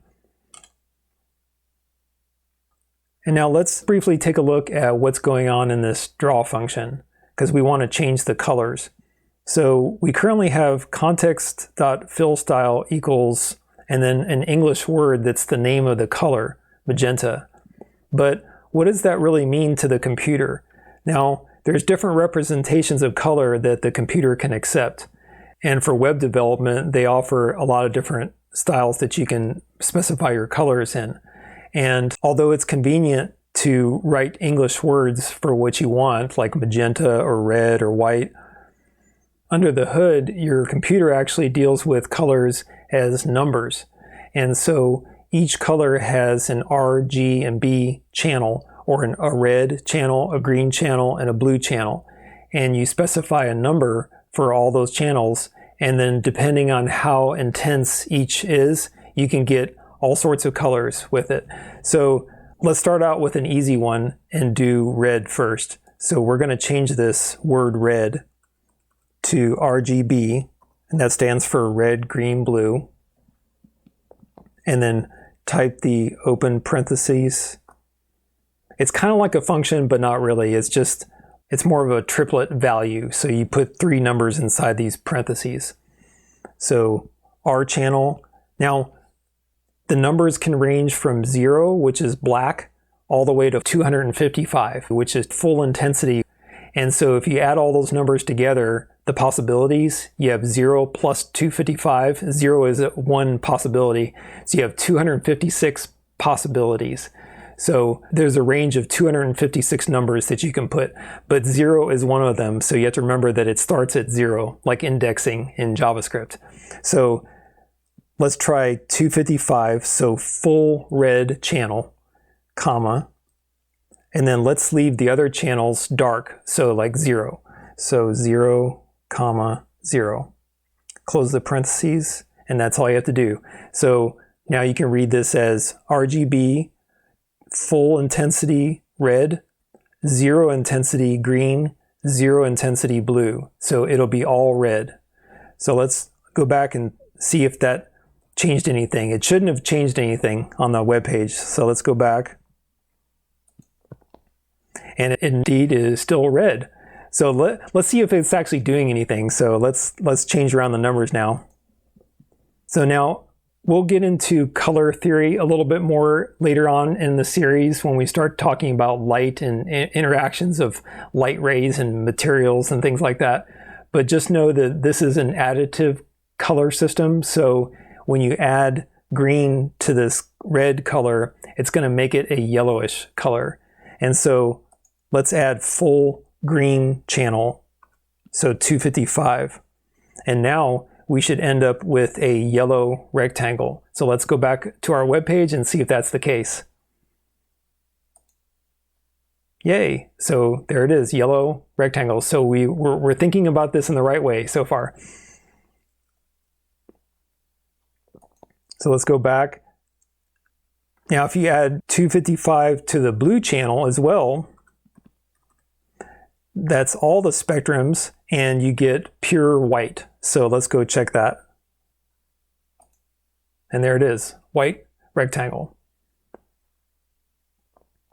And then just as an experiment, let's turn them all to 0, which is pure black, no light. The absence of color. So now it's completely gone. The background of this web page is black also, so the black rectangle is not showing up because it's a black rectangle on the black background, so it kind of just blends in. But it is there. If you make it a little lighter, you'll be able to see it. So this is kind of like a dark gray color, so let's go check that. I can barely see it. Let's make it a little brighter. So 60. Let's see if that shows up. Okay, there it is. So we have a dark charcoal gray kind of color to that rectangle now. Okay, so now let's create a variable that is a string variable. And remember, strings are surrounded by quotes because at the end of the day, this is just a string of text. So magenta is a string, it has a word in it, but the computer knows how to deal with that. Your browser knows how to convert that from magenta to these RGB triplets. And so this is just a string itself. So let's create a string up here that will hold this information, and then we can just call the string variable when it's time to specify the fill style. So go up here above the draw function and hit enter a couple of times, and then let's type let's call it color string. So color string equals, and tell you what, let's just select this and cut. So Control X and paste, Control V. And then don't forget the semicolon because this is a statement. Now hit enter and put draw on its own, put a space between this variable and the draw function just for clarity. And now this will give an error because we don't have any string in there. So now let's put color string and we should get the same thing back on our web page. So now when the interpreter gets to here, it says context.fillStyle, this is the color. So I have to go look up color string. What is that? Color string equals RGB triplet of 60 in the red channel, 60 in the green channel, and 60 in the blue channel. So that's going to be a dark gray color because they're all the same. So let's go see if that worked. All right, cool. So there it is. There's that little dark rectangle. And just so we can see it real well, let's change it back to bright red.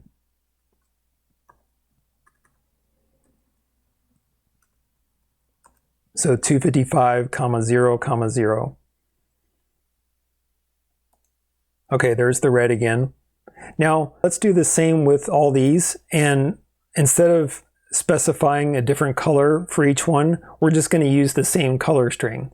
So we're going to make all these rectangles red as well. So now copy the word color string, Control C, and then erase the text that says magenta and fill in color string. So Control V. Do that with all the rectangles, colors. Erase blue, erase green. Okay, so now we should have a web page full of red rectangles. Let's see if that's the case. Okay, good. So we got red in all the corners and in the middle. So our final goal for this demo is to specify a random number for all those RGB values, and that will randomize the final color of that rectangle. So our first step is to see if we can put some random numbers in here and generate a random color string. So let's create a new function. So hit enter a couple of times and function randomize color string.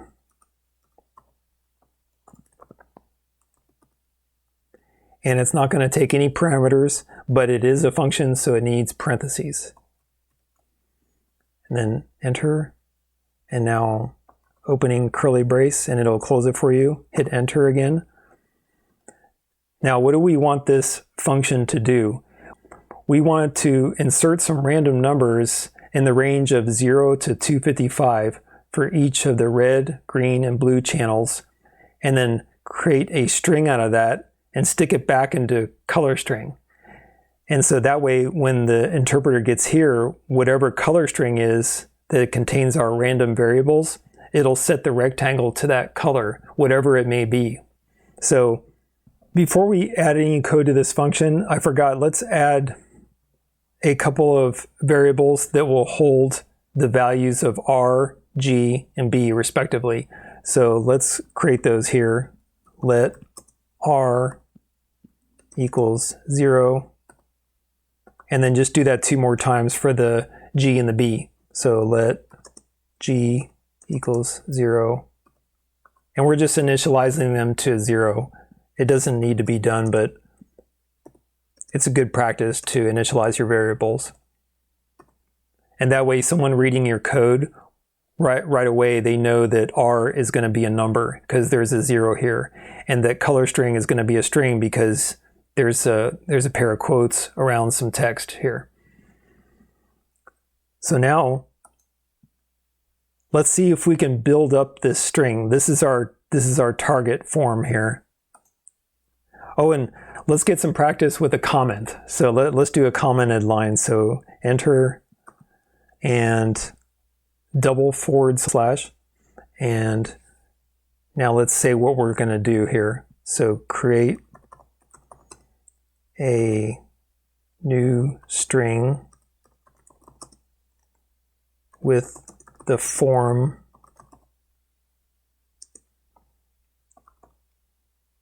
RGB,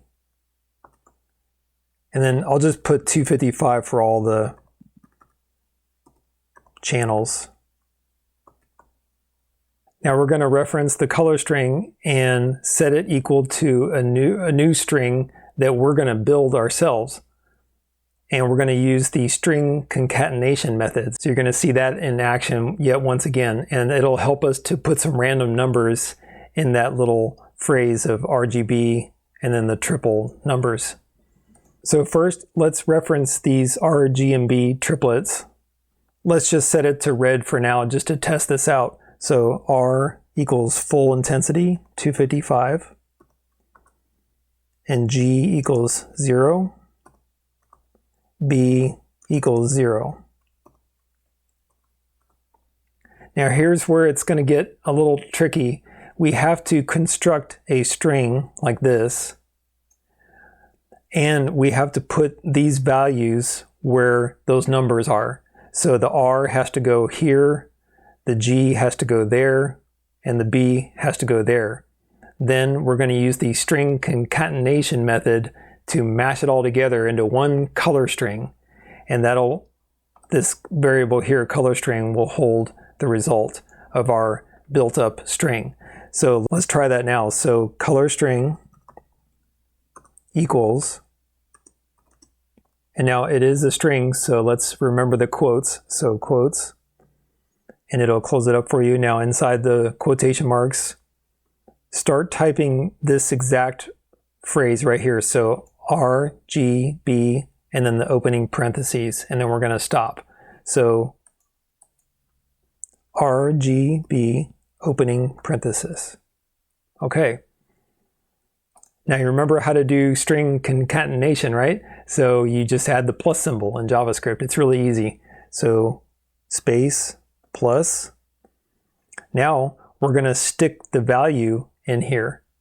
So we want R to go right there. So put R space plus. So as of now, it'll read RGB opening parentheses, no space, and then it'll just stick in whatever number that is. So it'll read RGB 255. That's where we're up to right now. So we have to include this comma, then another number, comma, another value, ending parentheses, and then we're done. So we're going to kind of piecemeal this together. So here's the next part of it. So we need a comma next. And it's just one character. So quotes, and then put a little comma inside. And now we're up to this spot right here. Okay, so now let's put in the green channel, which is denoted by the G. So space plus G plus. So now G equals 0, so it'll put a 0 right there. Now we have to add this little comma right there. So let's add another comma like this, quote, and then comma. So now we're up to this one, and then we got one more to go. So the blue channel, space plus, and then B, space plus. Okay, so now the R has plus on the left and right, the G has plus on the left and right, and the B has plus on the left and right. Now we can just finish up our string with a closing parentheses, and we're finally done. So don't forget the quotation marks, because this is the string part now. So quotation marks and then closing parentheses. Okay. And then this whole thing is a statement in JavaScript. So we're assigning this phrase or this built up string to color string.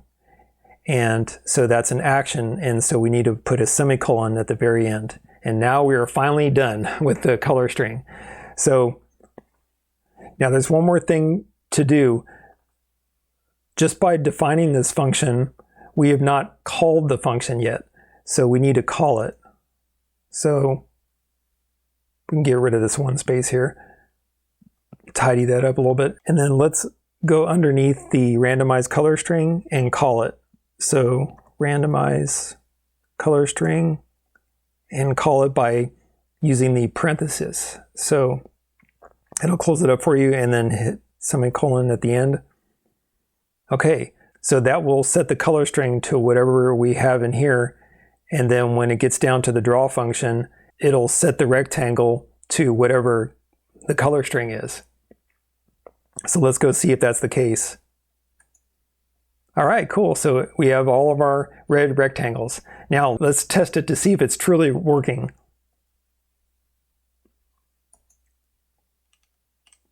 So go back in and now let's change G to 255. And remember previously that makes the red channel and the green channel full intensity, and that gives a bright yellow color. So let's go see the result. Hey, that's pretty cool. All right, so we're getting there. Now, the last bit that we need is just to randomize those numbers. So let's try that now. And remember, anytime we use the word random in JavaScript, we have to use the mathObjects.random function. So let's use that now and create some random numbers for these values. So go up here in the red channel where we set it to 255 and erase 255. And now type math.random, and there it pops up. And it's a method or a function, so it does need parentheses. So opening parentheses, and it should close it for you. Now recall that the random function only gives you a number between 0 and 1. And it can include 0, but it cannot include 1. And we'll get to that in a moment. But so it can be like something like 0.1357 or 0.029 or something like that. So it can come back as a really small number between 0 and 1 only. And it doesn't even include 1. So what we need to do is scale that up to a big range so we can see it as a color, because it needs to be more like a number like 255 or 150 or 60 or something like that. So let's take that random number and scale it, and that means multiply by the range. So we can go up to 255, but remember the range is 256 possibilities. So let's do 256 possibilities. So now when the math.random function runs, it'll return a small number that gets multiplied by this big number, and that'll put it in the range of 0 to 255. And then there's one last thing we need to do with these numbers. They currently have a fractional part to them, so they might be like 245.7273 or something like that.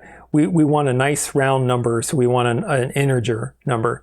That's what the web's Canvas API likes dealing with. It likes dealing with integers and whole numbers.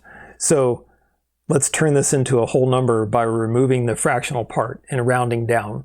And you remember how to do that, right? So we use the floor function. So you remember that one? And so R is now set to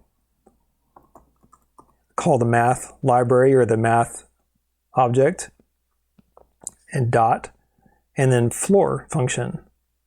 Floor, and it says it's a method, so it uses parentheses.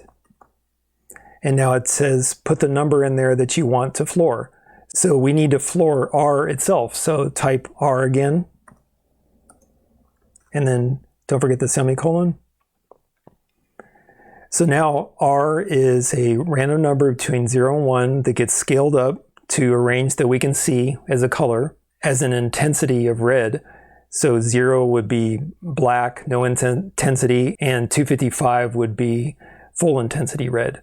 And then we take that color that has a fractional part on it, like 0.7235, and then it floors it down to the next integer. And so that's why it's safe to use 256 here, because even if it comes back, this never is 1, so it might be like 0.999999. So if you multiply that by this, you get 255.99999 like that. And then when you floor it, it goes down to the nearest integer. So that becomes 255, and then it chops off all the 9s. And so it can never quite get to 256, which would be out of range or an invalid number in the Canvas color system. So we just want the whole number, or the rounded off integer number, to be specified for the RGB channels. So now let's go see if that works. Oh, and just for testing, let's make the G 0 also, so the green channel is no intensity.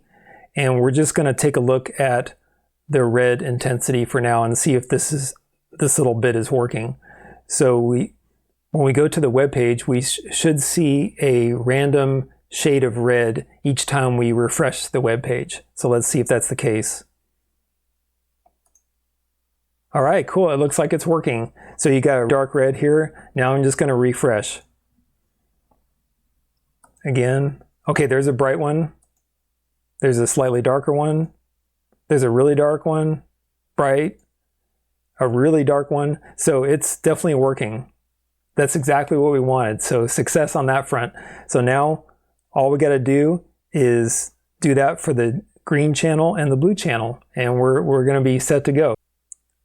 And again, this is one of those instances where I like to copy and paste code. So I don't feel too guilty about it. So select everything from R to the semicolon, copy, and then erase G. Put that there, and then do it again for B. And now let's put a space between each of these. So R, G, B. And now obviously we need to change the little variable names. So this goes to G.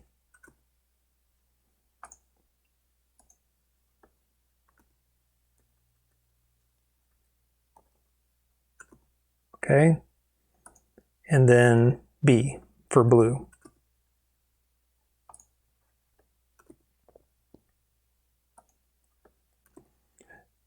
So for each instance, the red channel gets a random number between 0 and 256, or 255 actually, because of the random function itself, and then it gets floored down to the next integer.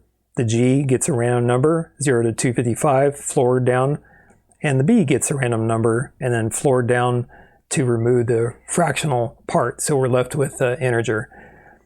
So now let's go back into our web page and see if all the rectangles are random colors now, each time we refresh the page. Ooh, looking good. So that's kind of like a aqua color or a cyan. So let's try it again. Cool. It's definitely working. Each time it comes back with a different number for each of the R, G, and B channels, which makes a different color. And although 0 to 255 doesn't sound like a lot of colors by itself, when you multiply the possibilities of that times the G times the B, you have to multiply 256 possibilities, right? 0 to 255 times another 256 times another 256. And so you get a total of over 16 million different possibilities of colors. And that works out really well for the computer and humans alike, because the computer likes operating in those small numbers, and it's just 0 to 255, which is an 8-bit color in memory. So it's very efficient for the memory so far as the computer is concerned. And then the resulting color, there's so many different colors available, over 16 million, that our eyes can't discern between maybe like 254 and 255 in one channel. So our eyes are not that sensitive, and so it looks to us like a true image. And it's really cool how all that works. And we'll get into more of that as we get into ray tracing proper with lighting and reflections and colored lights and colored materials and things like that. So now the last thing I want to be able to do is to give each individual rectangle its own random color. And so you think, oh man, I got to do all this work to get all that, but actually it's super easy. So I'm going to show you that. Since we created this randomize color string function, we can call it whenever we like. And since color string gets updated, we can just call it right before we reference color string. So check this out. So now we can erase this. In fact, select this randomize color string call and Control X to cut it.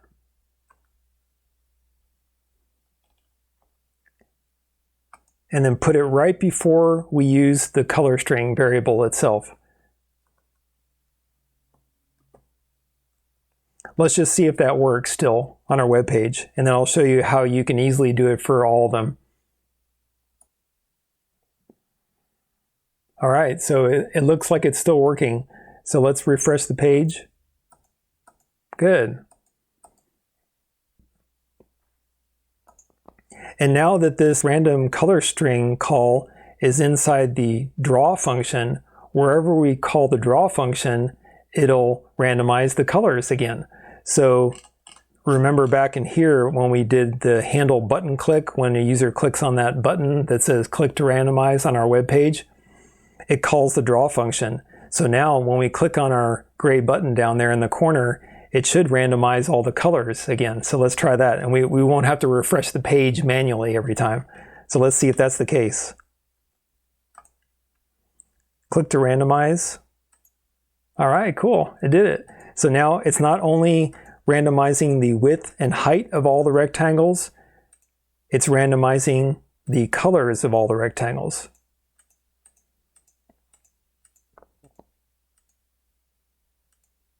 That's pretty cool.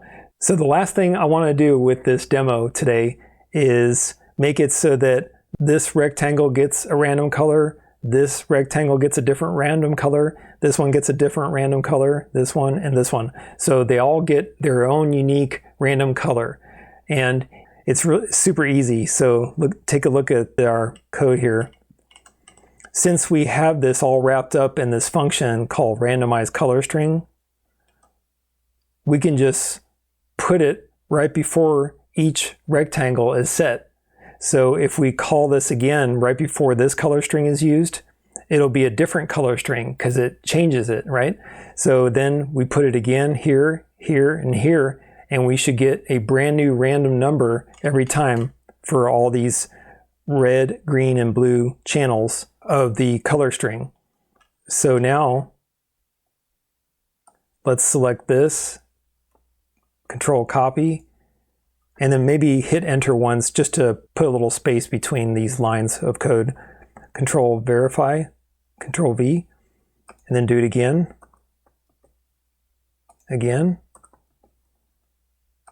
and one more time. Okay, so now when the interpreter runs across this draw function, it clears the canvas, then it executes this function called randomize color string. So it goes up here, randomize color string, and it builds from scratch a string containing those values, and it just sticks the R, G, and B values in there so it looks like this in the end. And then it draws the rectangle, then it does it again, does another random number, a fresh random number, and sticks those in there, builds up the color string again, and uses that here. And then does it likewise for the third, fourth, and fifth rectangles. So now let's go see our finished product.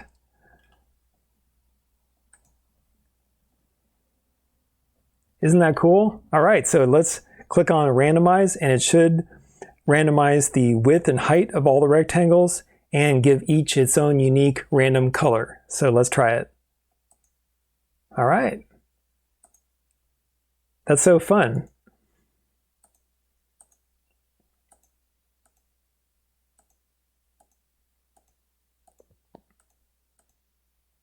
So this is another instance where using the JavaScript programming language, you can really add a lot of cool things to your web page that happen dynamically as the user clicks on buttons or interacts with the web page.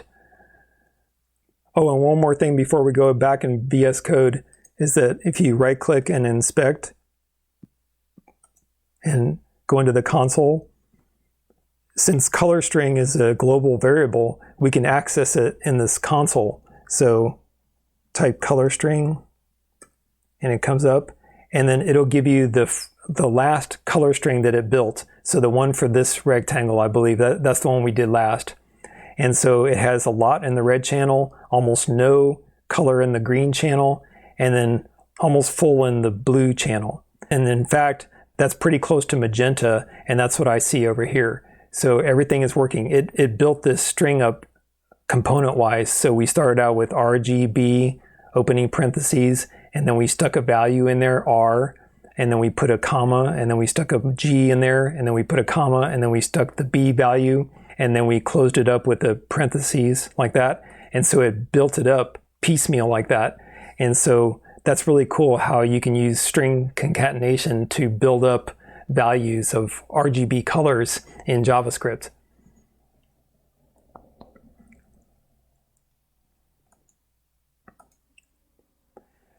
And now one last thing before we end for today, I would like to take all these changes and our new demo that randomizes the colors of the rectangles and push all that up to the cloud on our GitHub repos that we created on the last episode.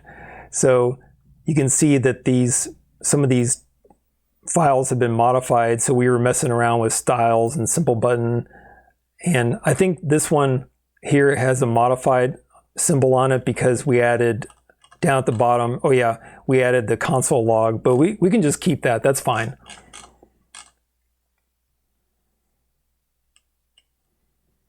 And so if you look over here under source control, the little source control icon, it has 4 pending changes and it has a little number 4 here under the notifications. And so tell you what, before we push these changes, let's create a demo link here in VS Code and then push that link up to the cloud where people can instantly click on it and it'll be in the README. So let's open up the README. And we're going to follow this form here. So in fact, just select this text right here from the star to the S, Control C, go on the next line, enter, and then Control V. And now we're going to change the link title to Randomize Colors.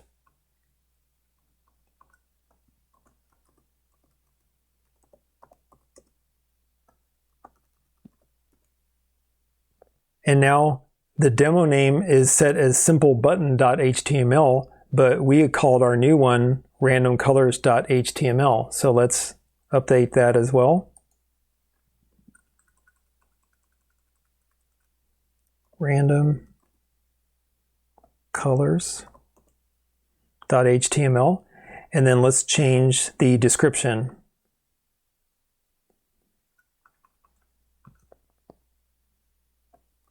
Creates a unique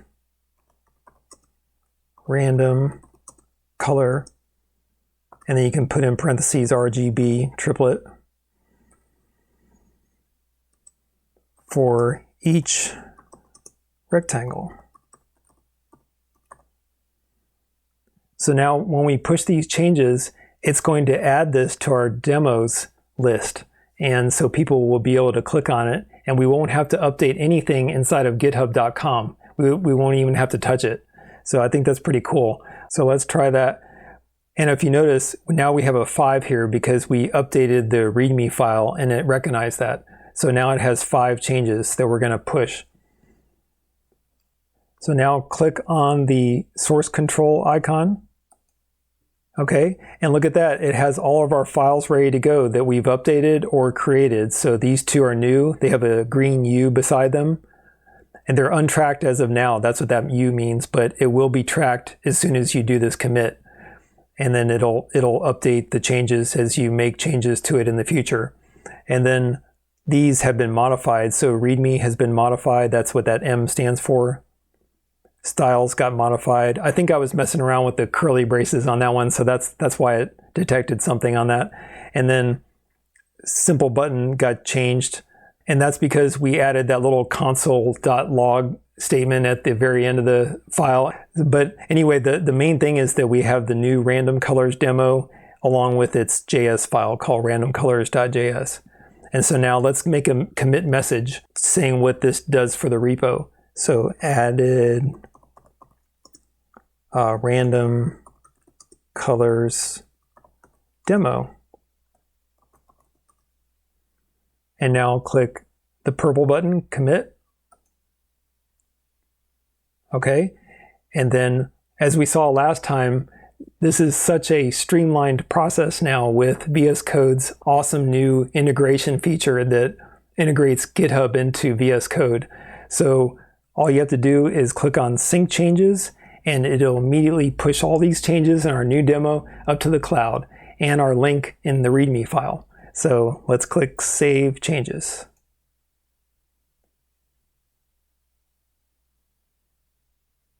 And like that, it's done. Don't you just love it? This used to be such a tedious process, but now it's 1 or 2 clicks of a button.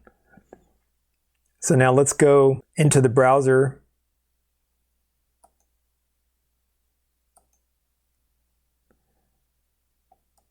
and go to your repos, whatever you call them. So in my case, it was ray tracing projects, because that's what I named my folder in the beginning of this video series.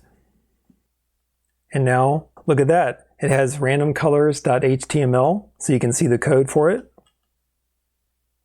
And it should have a new JS file called random colors. There it is. And so there's our code that creates the random colors right here. And we practiced with our comments today, so we have a little comment in there.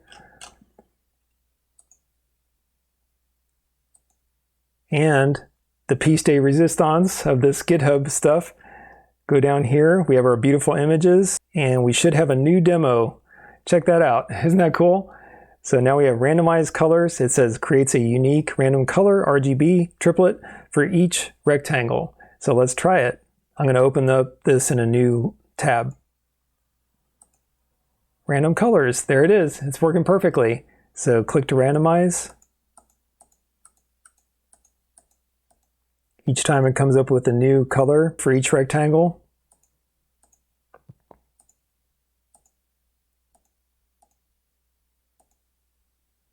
And you can resize the window too.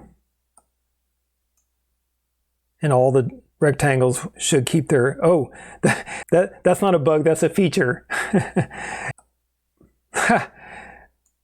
Well, I forgot that when you drag around the window like this, it calls the draw function, and the draw function calls the randomize color string function, which randomizes all the rectangles. So each time you change the window at all, it randomizes the colors.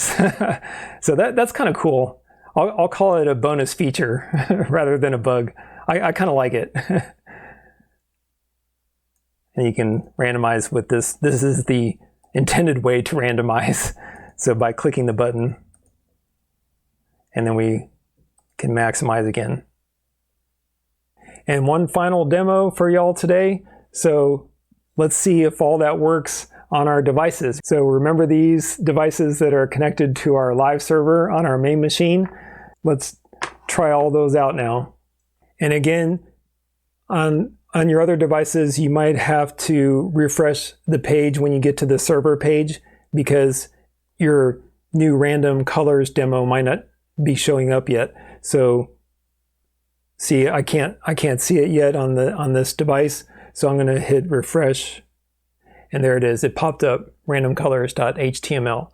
So I'm going to hit that, and there it's really small. It's hard to see, but I'm going to turn it this way, and then I'll click the button that says click to randomize.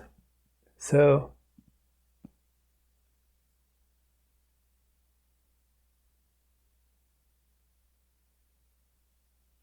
it's working perfectly. And then here's the iPad, so random colors.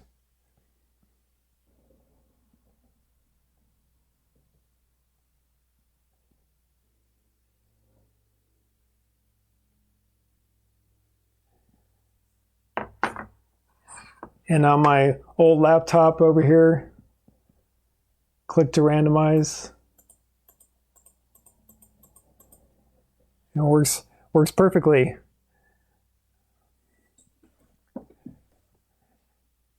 All right, so I hope you had fun with me today, randomizing all the colors for the rectangles on the screen.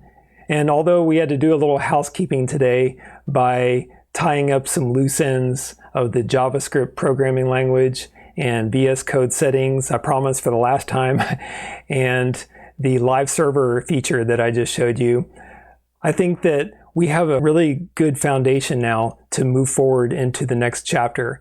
And so I'm really excited because this episode is the final episode of Chapter 0. And so if you made it this far with me, congratulations. You now are equipped with the right tools at your disposal, and you're set up for success in the future. And so now that we have everything set up and we have a firm foundation, we can start talking about ray tracing concepts and ray tracing specific techniques in the very next chapter. And in the meantime, as I've mentioned before, you could try messing around with our code that runs all the demos. And so the best way to learn is just by experimenting and just seeing what works and what doesn't. And so maybe just try to change some numbers here or change the placement of an element on the web page and just try different things and see what works and what doesn't. And you'll learn very quickly that way. And so that's the way I learned when I was starting out, is I just took someone else's code and just try to change some numbers in it and see what happens. And experimenting, and pretty soon I was able to figure out what did what on the web page. And so I think that's a great way to learn. So on the next episode, which is the first episode of Chapter 1, we will start to create a ray tracer from scratch. And now that you have some basic understanding of HTML, CSS, and JavaScript, and how GitHub works, and how to use LiveServer for testing on different devices, you have a really solid foundation now to build upon. We'll be able to create amazing things in the future. And I'm really excited to start creating our ray tracers on the next episode. So I'll see you next time.